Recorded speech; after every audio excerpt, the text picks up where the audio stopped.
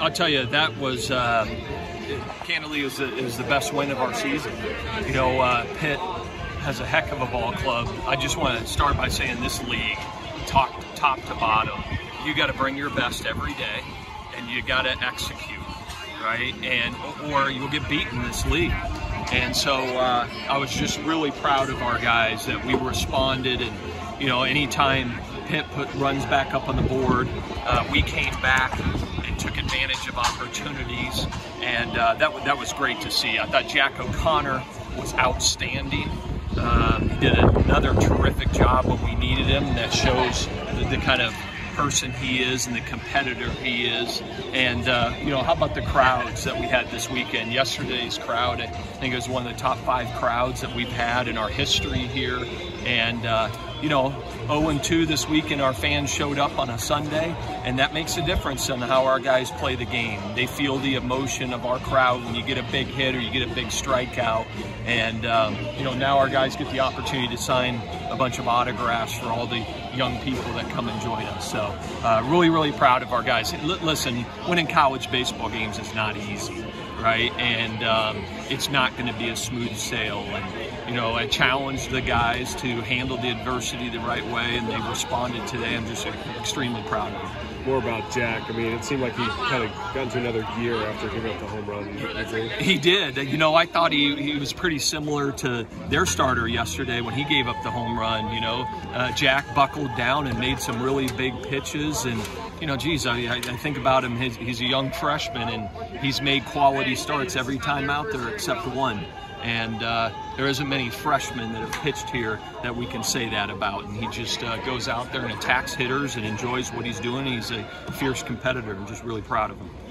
O'Donnell's hit with the bases loaded. Yeah. It seemed like it opened up things for you. It did. That was a big hit. You know, the game was kind of in flux, and you know, his big hit and then KT's, you know, double and right center were huge. And you know, there are many contributions. You know, Ethan Anderson came back after the ground ball double play in the first, and you know, those are situations in a series and in a season you can start to feel that things aren't going your way, and you got to fight that, right? You got to just keep playing the game, and Ethan Anderson did, and numerous guys had big clutch hits for us, and you know, your leaders and your guys that can do the job, they stepped up when we needed.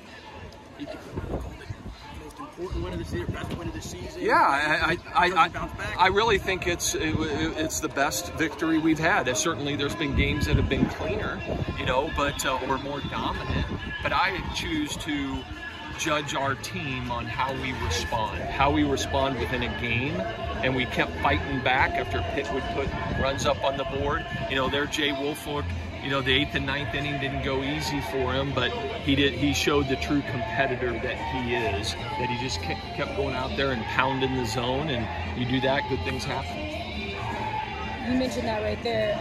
How do you keep that attitude going into another midweek game? Well, yeah, you know, I mean, this team has shown a pretty good resiliency already in an early season, and they're very, very determined. And when you work as hard as they do, you know, I walked out of the office last night at 11 p.m. and there's players taking ground balls on the infield. You know, after losing the first 2 games, they wear it on their sleeve, and they've got a lot of pride. And I know that, so I'm not worried about them being ready to come play every day. 9 runners left on base, I think, today. That seemed to be a theme overall this weekend. Yeah. How do you bounce back from that specifically? Yeah. Well, I think you got to look at it and say it's nice to have that many runners on, you know, and you can't worry about it because our guys have come through in the clutch so many times this year, and that's baseball. And candidly, it's a credit to the team in the other dugout. Pittsburgh pitched outstanding, all right, and pitched us very tough with runners in scoring position, and you got to give the credit to them. Teal came through when you needed him to late all year. He led the ACC in hitting, led the country in hitting. Yeah. How has he done it? Well, he's done it. Kyle Teal's done what he's done because, you know, he comes ready to play every day, and he's just a fierce competitor, and certainly he has a ton of ability. And you have that combination. Hey, we've all had players before that had a lot of ability, and they don't have the fight and the being ready to play every day like Kyle Teal does. And it's exceptional.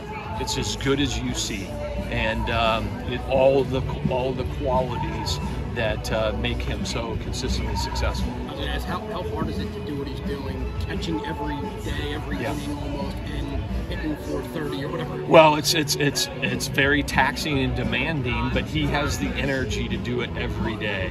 And I can tell you, if I didn't put him back there, him and I would have words, you know. And so that's not an option, and it's because he gets himself ready to play every day, and you know, the game rewards you with that kind of mentality.